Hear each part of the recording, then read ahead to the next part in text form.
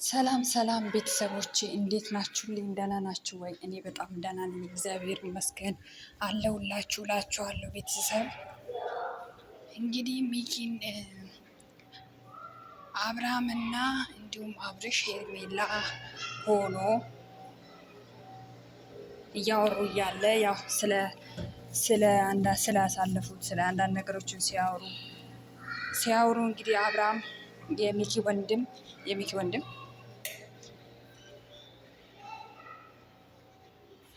የሄርሜላ ወንድም መጣና እንግዲህ እህትየውን አንገቷን እንቅ አረጋትና ይዟት ሄደ ማለት ነው። ይዟት ሲሄድ እኔ በጣም ደስ ብሎኛል። እውነት ለመናገር ሚኪ ወንድ ነክ። እውነት ወንድም ማለት እንደዚህ ነው። እግዚአብሔር ይስጥክ።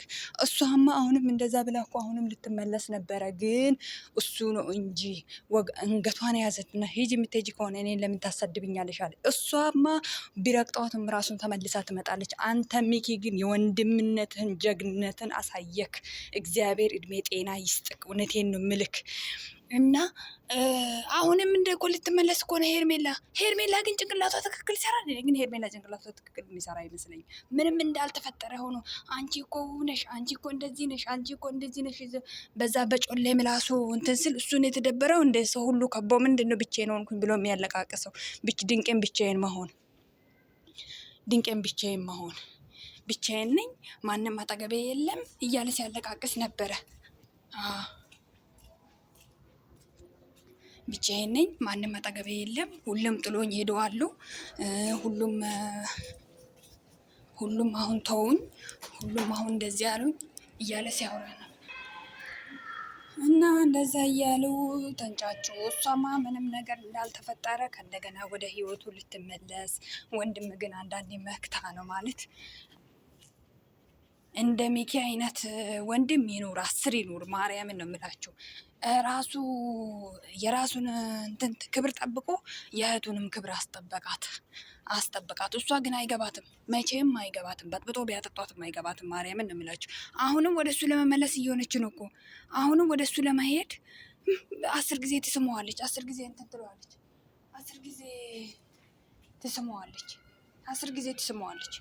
ምን አንቺ ቢረግጦሽም አንቺ ከአብርሃም ህይወት አትለይም። እንኳን አንቺ እንደዚህ አልጋ ላይ ተኝቶ እንደዚህ ከንፈር ሲሳሳብ ቆይቶ አሁን አንቺ ወደ ራስሽ ህይወት ልታመጪ ነው? ኧረ አንቺ አፈርቢ፣ ሴትነትሽን እንኳን ያሳጣሽ ባለጌ ነሽ። ማርያምን ነው የምልሽ። እኔ ጤነኛ አትመስይኝም። የሆነ ነገር አድርጎብሻል ብዬ ነው የማስበው እኔ በበኩሌ ማለት ነው እንጂ ጤነኛ ሰው እንደዚህ አያደርግም።